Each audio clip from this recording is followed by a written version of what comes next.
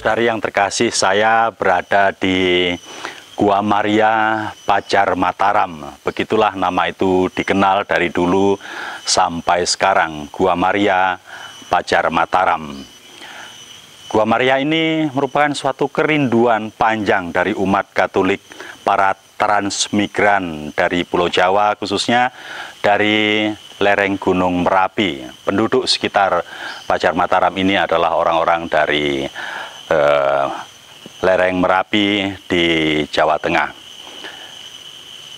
Kerinduan yang sangat panjang itu dimulai tahun 1966, tetapi baru kemudian diberkati oleh Monsinyur almarhum Andreas Henry Susanto pada tanggal 15 Agustus 1980. Jadi begitu lama dari kerinduan sampai menjadi kenyataan. Saya sendiri sebelum tempat ini menjadi seperti ini, Gua Maria yang sangat indah dengan segala kekayaan alam, pohon yang rindang dan seterusnya, mempunyai kenangan yang tak terlupakan sampai sekarang. Di kelas 3 SMP, saya pernah bersama kawan-kawan sebagai anggota pramuka dari asrama Kota Bumi. Saya berkemah di atas tempat ini, hanya tempatnya lupa apakah sebelah kanan atau sebelah kiri dan seterusnya, saya lupa. Tetapi bahwa pada waktu itu kami menimba air, menggunakannya untuk masak, untuk mandi, untuk mencuci dan seterusnya dari mata air ini yang tidak pernah kering. Dalam kemarau yang panjang pun tempat ini menjadi tempat yang teduh, yang segar, yang enak untuk para peziarah sekarang berdoa dan mendoakan siapapun yang ingin Anda doakan. Tempat ziarah Gua Maria secara lebih lengkap akan saya ceritakan dalam kisah berikut ini. Saudara-saudari, sekarang saya akan menceritakan sejarah panjang dari berdirinya Gua Maria Pajar Mataram ini. Gua Maria Pajar Mataram ini dibangun di sebuah lokasi yang sangat strategis untuk berdoa dan bermeditasi. Tempatnya sunyi sehingga sering dikunjungi oleh banyak peziarah dari berbagai tempat, bukan hanya dari Lampung Tengah, tetapi juga dari seluruh provinsi Lampung dan bahkan dari luar Keuskupan Tanjung Karang, artinya luar Provinsi Lampung, banyak dari Palembang, dari Jakarta, dari Bandung, dari Bogor, dan lain sebagainya. Berdirinya Gua Maria Pajar Mataram ini merupakan kerinduan yang sangat panjang dari umat setempat. Sejak tahun 66 atau 1966, mereka merindukan itu dan baru terwujud nanti pada 13 tahun kemudian. Tetapi mari kita lihat dahulu alam di sekitar Gua Maria ini. Kita lihat pohon-pohon yang besar. Gua Maria ini memang terletak di lembah yang ditumbuhi pohon-pohon besar yang sengaja memang dipelihara, sementara di luar kompleks Gua Maria ini adalah persawahan dan perladangan yang ketika musim kering akan terasa sangat panas dan sangat tandus. Dengan demikian maka para peziarah yang masuk ke kompleks Gua Maria ini akan merasa sangat nyaman karena begitu teduh, begitu sunyi, begitu menyenangkan. Suasana di tempat ini sangat cocok untuk berdoa, untuk bermeditasi, untuk merenungkan diri, berwawan hati dengan Bunda Maria. Gua Maria ini dilengkapi dengan rute jalan salib yang sebagian stasinya itu melewati jalan desa. melewati hamparan sawah, melewati ladang masyarakat. Karena itu maka jalan salib itu sendiri dapat mencerminkan kerukunan kehidupan keberagaman di Pacar Mataram ini. Karena itu juga tidak heran jika cukup banyak umat Katolik yang berziarah di tempat ini sambil menikmati suasana desa yang sangat ramah. Seperti saya katakan tadi, berdirinya Gua Maria Pacar Mataram ini tidak lepas dari keberadaan kerinduan umat yang pada waktu itu merupakan umat transmigran yang berpindah dari Pulau Jawa ke Lampung. Pada waktu itu umat Katolik Pacar Mataram termasuk umat yang masih muda, tahun 60-an. Sebagian besar berasal dari Gunung Merapi di Jawa Tengah. Tingkat hidup mereka masih sangat sederhana. Memang sebagian juga berasal dari tempat lain seperti Muntilan, juga di Jawa Tengah, tetapi mayoritas umat di Pacar Mataram ini berasal dari lereng Gunung Merapi. Sebagian besar dari mereka itu adalah para petani yang mesti bekerja keras guna memenuhi kebutuhan hidup sehari-hari.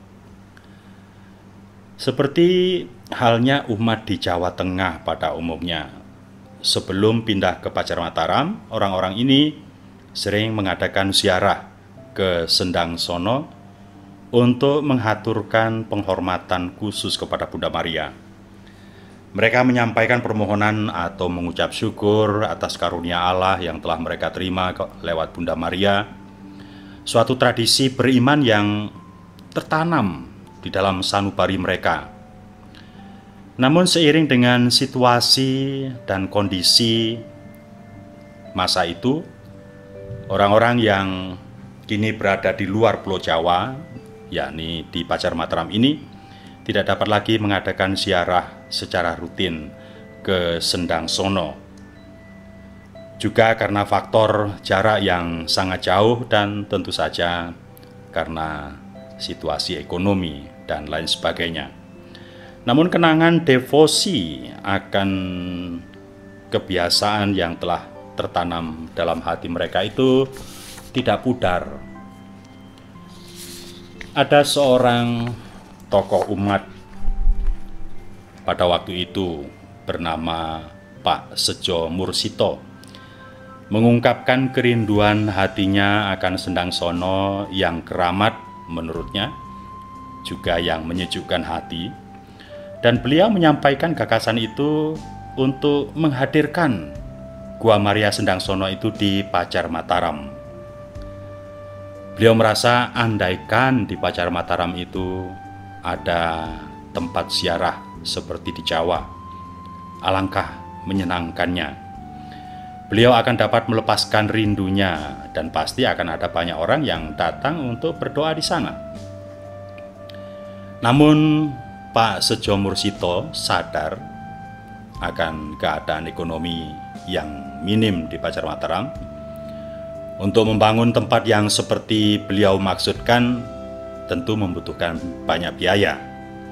Dan juga beliau tidak tahu biaya itu bisa atau dapat dicari dari mana dan dengan cara apa. Umat Katolik pada waktu itu hanya sekitar 90 kakak, yang saya katakan tadi hampir seluruhnya adalah petani dan para petani yang sederhana. Maka impian itu kemudian beliau simpan saja dalam hati. Pada suatu hari ada orang lain namanya Pak Hadi, seorang katekis yang bertugas di Pacar Mataram. Pak Hadi juga mengungkapkan pikiran yang serupa dengan keinginan Pak Sejo Mursito, yaitu menghadirkan tempat ziarah Sendang Sono itu ke Pacar Mataram untuk menghormati Bunda Maria. Pak Hadi rupanya juga sedang rindu akan devosi kepada Bunda Maria, seperti yang pernah beliau jalankan sebelumnya. Kerinduan iman Pak Sejo Mursito dan Pak Hadi segera disampaikan kepada umat Katolik yang ada di Pacar Mataram pada waktu itu. Umat tentu menyambut sangat gembira kerinduan hati kedua tokoh tersebut. Maka mulailah terjadi pembicaraan-pembicaraan yang serius antar umat yang intinya ingin membuat tempat ziarah untuk menghormati Bunda Maria. Tempat ziarah yang kira-kira serupa dengan Gua Maria, sekali lagi Sendang Sono di Jawa, yang menjadi kenangan iman devosional mereka. Pada tahun 1966, umat menyampaikan gagasan mereka kepada Pastor Stasi. Pada waktu itu adalah Pastor Hans Sondermeier SY. Namun Pastor Hans Sondermeier belum menjawabnya secara serius. Beliau menganjurkan agar umat merencanakan secara matang pembangunan gua itu. Kata beliau, kita menyadari bahwa umat memang sering mempunyai rencana atau cita-cita, tetapi biasanya mereka cepat lupa. Karena itu maka Pastor Sondermeier tidak segera mengabulkan permohonan kerinduan umat itu. Lantas beliau menganjurkan agar umat perlu terlebih dahulu menabung untuk biaya pembangunan gua. Lama setelah itu tidak terjadi apa-apa. Namun hasrat umat belum padam. Pada tahun 1976, Keuskupan Tanjung Karang mendapat gembala baru, yakni Monsignor Andreas Hendry Susanto, yang sekarang sudah suwargi. Pada tanggal 9 Juni 1978, Monsignor Andreas Hendry Susanto memberkati panitia pembangunan Gua Maria Pacar Mataram. Pada waktu itu Monsignor Andreas Hendry Susanto memberikan 12 ekor kambing sebagai modal pembangunan. Sebenarnya kambing-kambing itu adalah hadiah dari umat kepada Bapak Uskup yang pada waktu itu memberkati gereja Santa Maria Pacar Mataram. Tetapi oleh Bapak Uskup, ke-12 ekor kambing itu dikembalikan kepada umat melalui panitia pembangunan Gua Maria untuk dijadikan katakanlah modal. 12 ekor itu sebenarnya juga melambangkan 12 kring atau kelompok atau lingkungan umat yang ada pada waktu itu. Hadiah berupa kambing-kambing itu yang kemudian dijadikan modal oleh mereka, ditambah dengan sumbangan sedikit-sedikit per keluarga dari umat setempat, dan Pastor Sondermeier menyemangati usaha umat tersebut. Sejak dirindukan pada sekitar tahun 66 dan setelah mendapatkan modal 12 ekor kambing pada tahun 1978 dan panitia pembangunan diberkati, pembangunan itu belum segera bisa dimulai.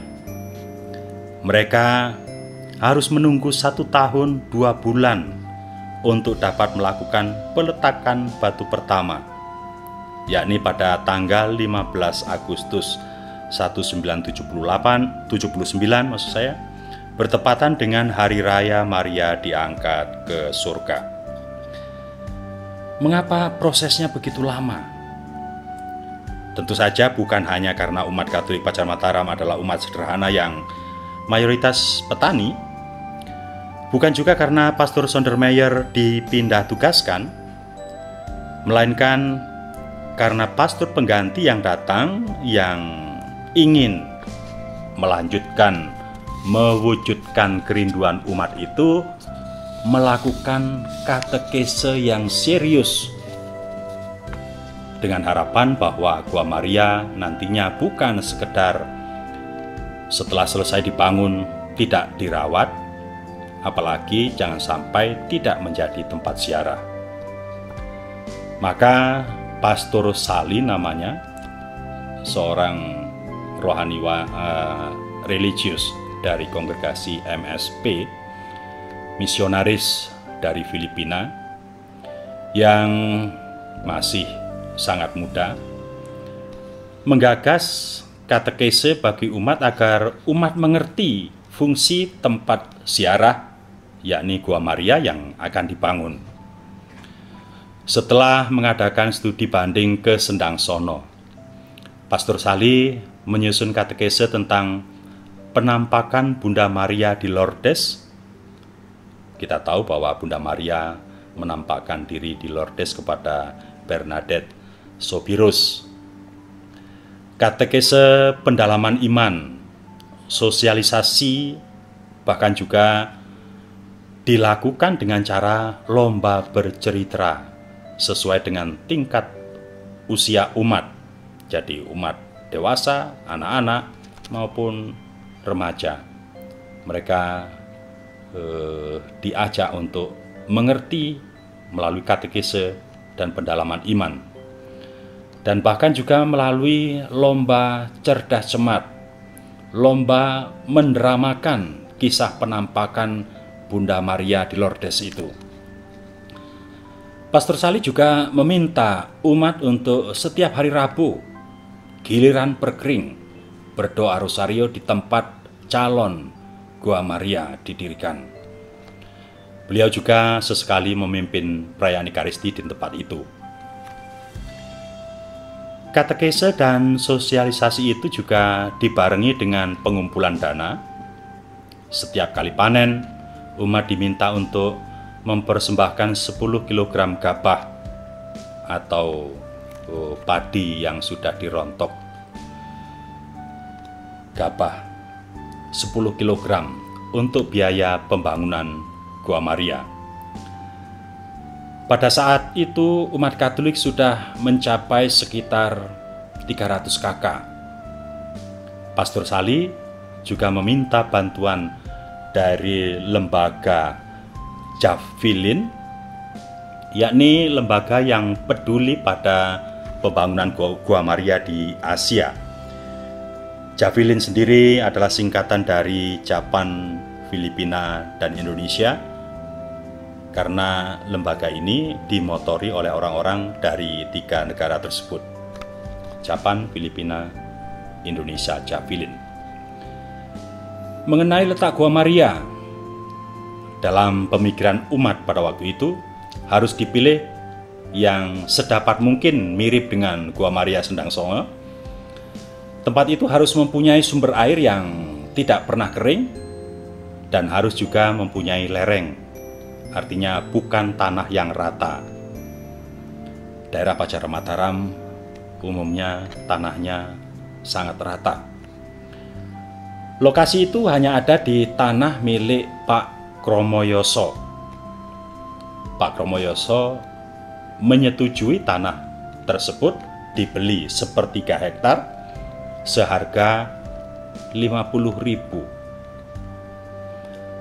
Pak Sejo Mursito membeli tanah tersebut, bahkan sebelum panitia pembangunan secara resmi diberkati oleh Monsiur Suwargi Andreas Hendri Susanto. Tanah tersebut sudah pada tanggal 9 April 1978 beliau serahkan kepada panitia pembangunan Gua Maria, dan tanah tersebut menjadi milik umat Stasi Pajar Mataram. Umat Pajar Mataram adalah umat yang guyup, yang rukun, yang kompak. Ketika pembangunan sungguh-sungguh dimulai, semua umat, tua, muda, anak-anak, maupun kakek nenek, laki-laki dan perempuan, sesuai dengan kemampuannya, tidak ada yang mau ketinggalan. Mereka semua berpartisipasi dengan bergotong royong. Kaum laki-laki memanggul batu atau pasir dalam karung, kaum perempuan menggendongnya dengan bakul, anak-anak juga melakukan hal-hal yang dapat mereka lakukan sesuai dengan kemampuan mereka.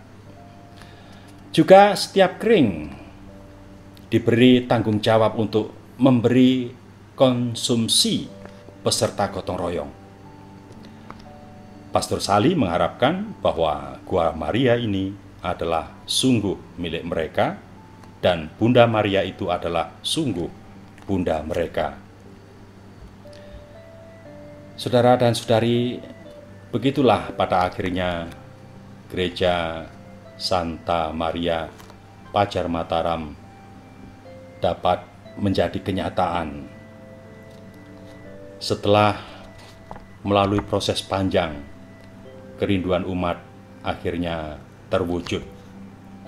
Gua Maria itu sampai sekarang masih terawat dengan cukup baik, dan setiap pastor paroki, sekarang Pajar Mataram sudah menjadi paroki, setiap pastor paroki yang bertugas di situ menambah